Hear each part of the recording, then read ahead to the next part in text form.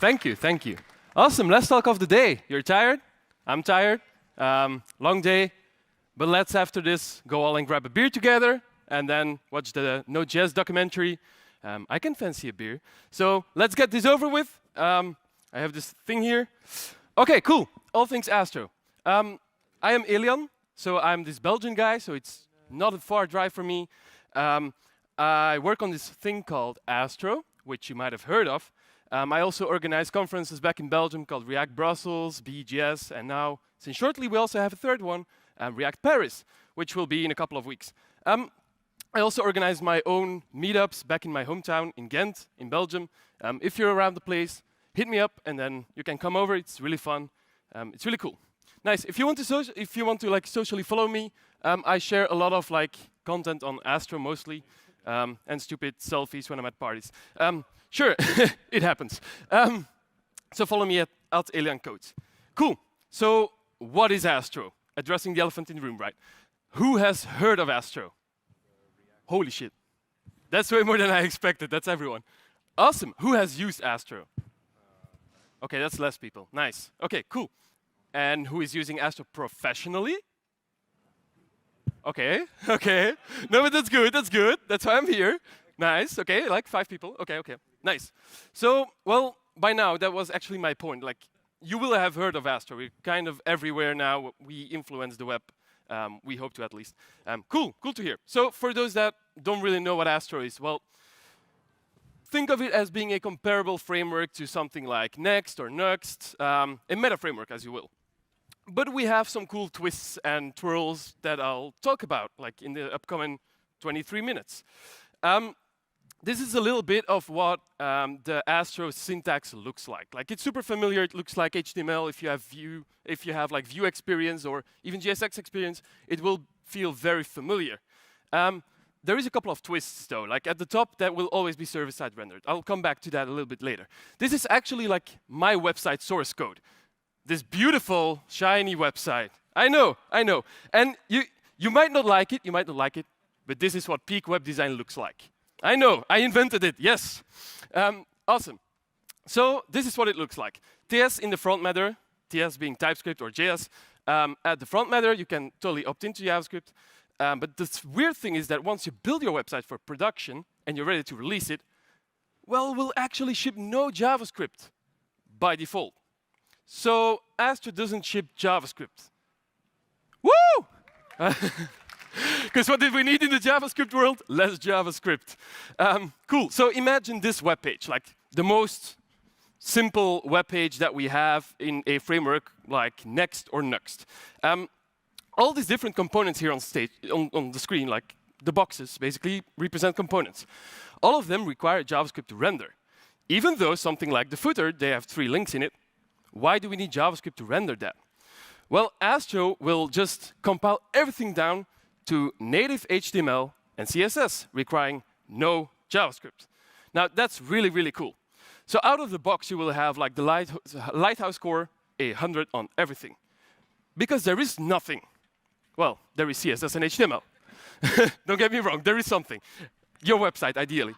But of course, this is amazing for like content-driven websites, content-heavy websites, content-first websites.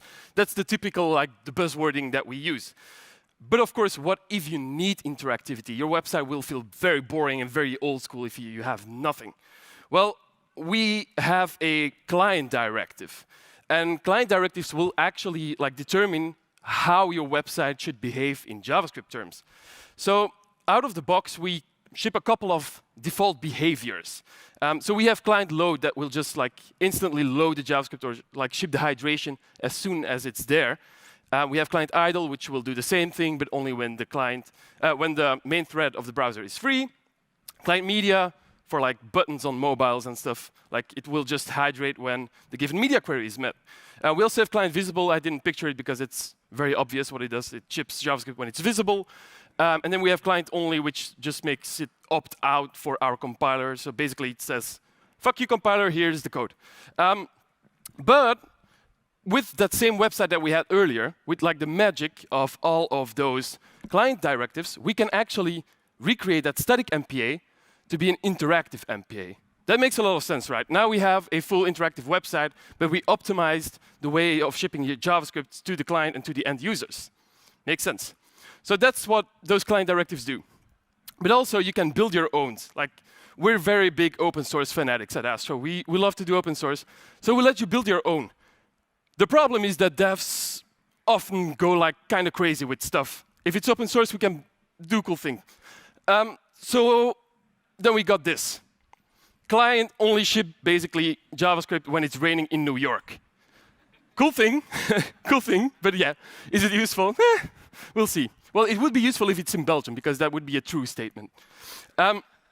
Next up, of course, that whole island thing. So we call it island architecture, or islands, interactive islands, isolated components that ship JavaScript. One of the twists that I didn't talk about yet is actually that you can just use your own framework. You use Astro as a base layer, and then you just use any JavaScript framework on top of it. Even analog, basically Angular, you can use. We have like no judgment. Use whatever you want. I'll just show you like a quick demo of what that actually looks like. I mean, you have seen counter components being created probably 100 times, if not only 1,000 times today. So I'll skip over that part. It's basically just a counter. We import it. We export it here. We import it into our Astro component page. And then we'll just add it to the page. If I'll wait a second here. I actually pre-recorded this quite a while ago. And the only reason I had it in here is to show Houston. Look at him being happy. Oh, exactly. Yeah, Houston is amazing. So when we go to our page, you can actually see the counter is there. It's written in React, but it's not working because we didn't add a client directive yet.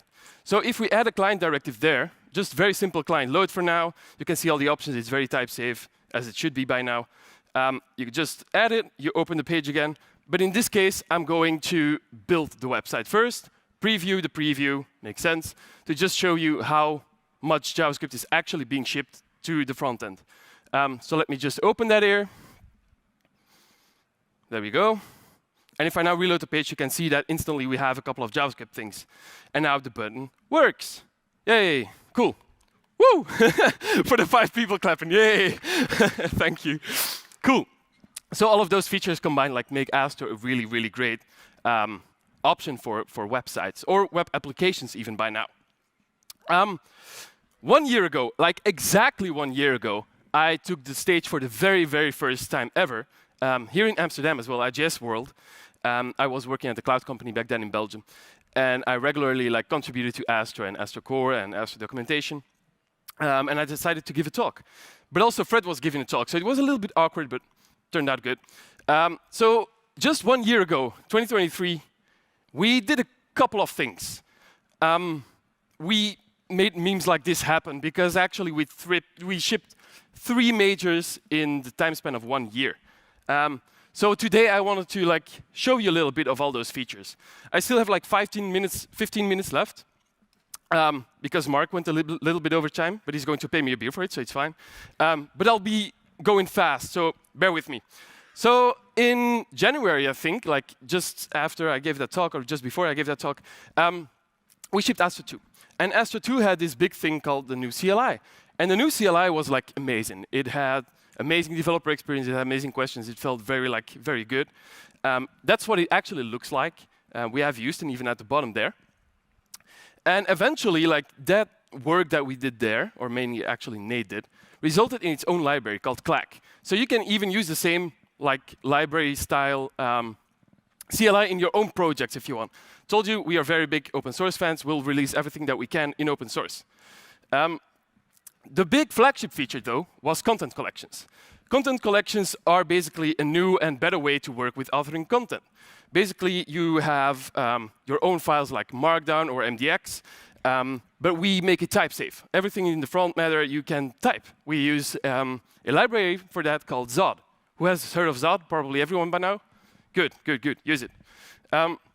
So it means that you just have like IntelliSense and type safety inside of all of your components when you're working with that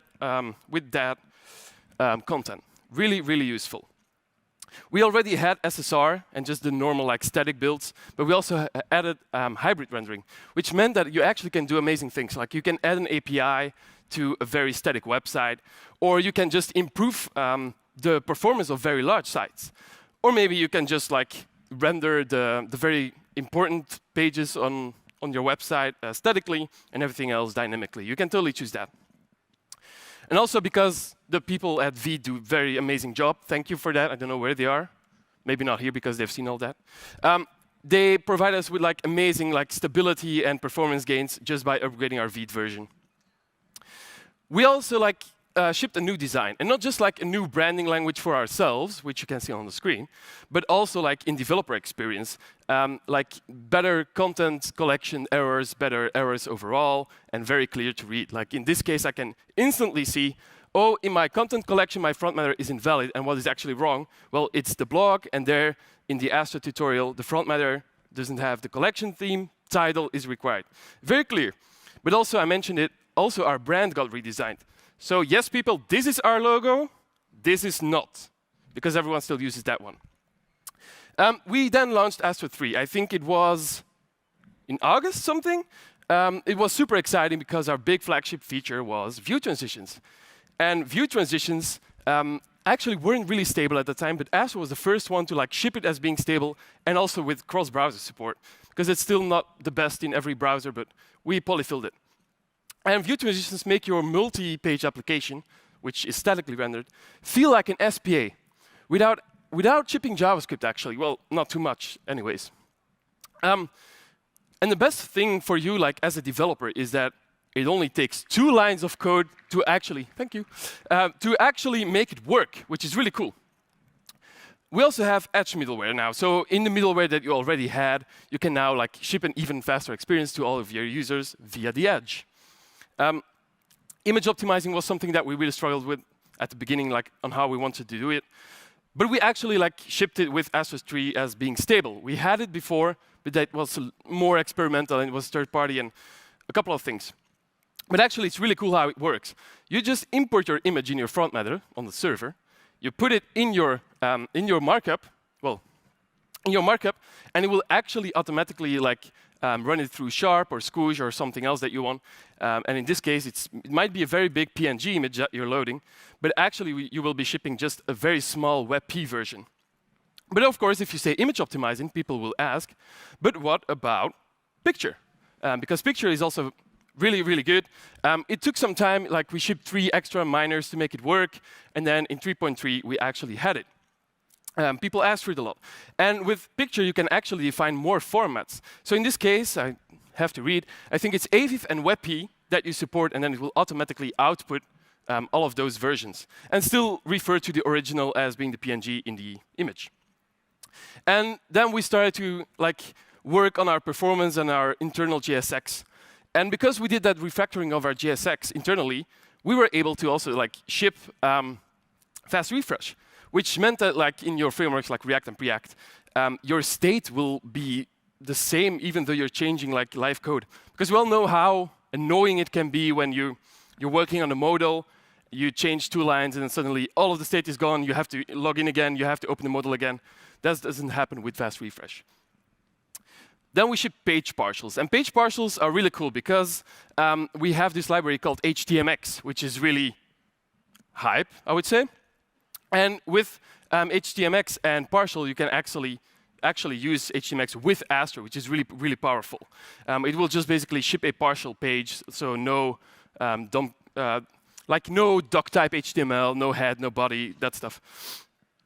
Also, Starlight we released. Who has heard of Starlight? Only the people at the front. Nice. Starlight is amazing. Like, it's not only its first major yet, we're still working on it a lot.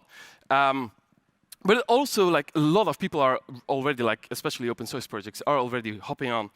Because Starlight is a documentation platform built on Astro. And so supports everything that Astro supports, so being it frameworks, being content collections, all of those goodies, island architecture, all of that stuff. And basically, what makes Starlight great is that it's actually everything that we learned from doing and writing all of our documentation for Astro, in Astro, and we saw like, this is not really good, this is not really good. So we built another theme slash generator that actually solved those problems. That's what Starlight became. And it's really good. Like, I'm really proud of it. And then, of course, the latest release that we have is Astro 4. It didn't just stop at Astro 2 and 3 and Starlight. No, we do more. We do more. We shipped a dev toolbar. It's really cool.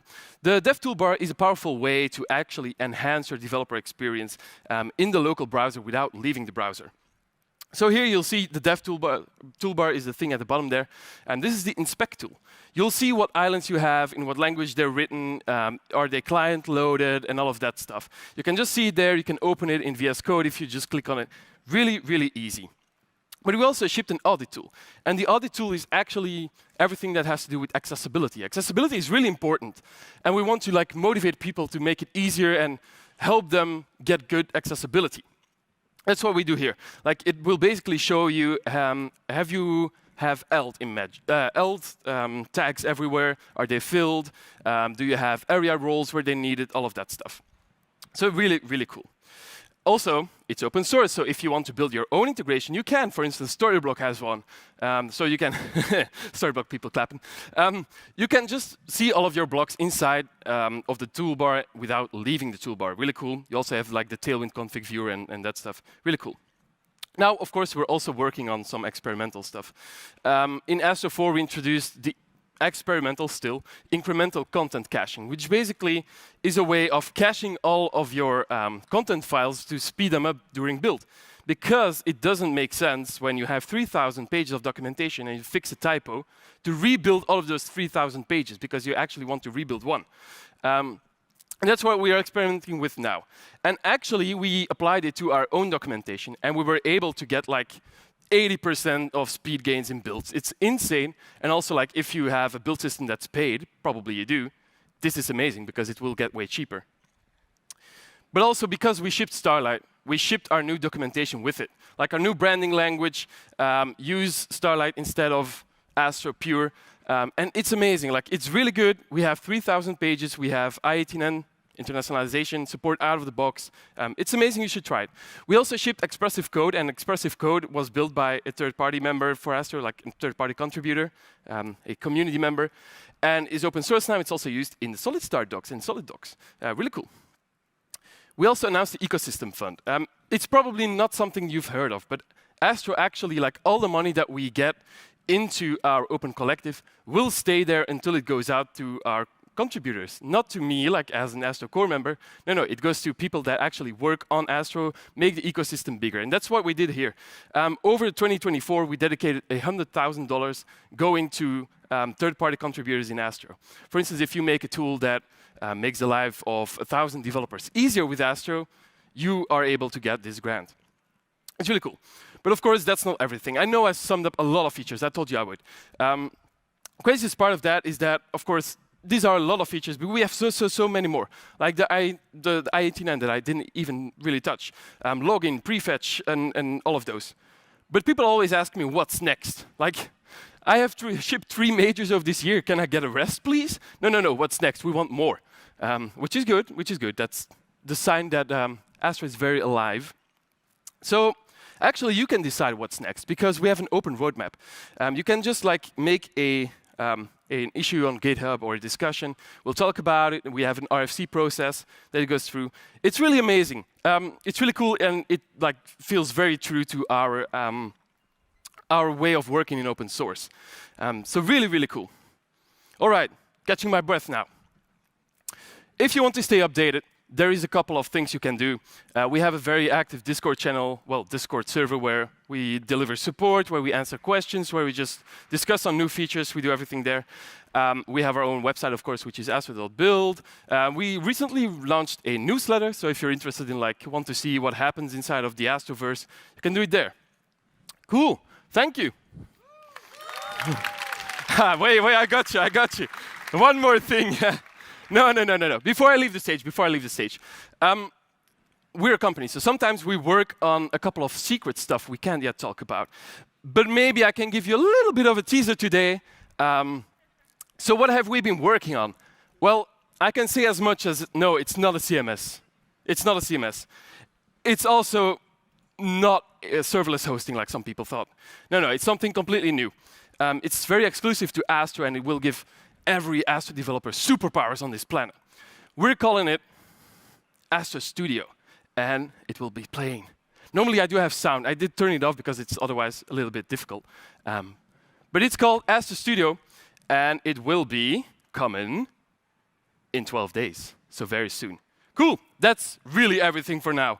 But thank you very much. We'll see you soon.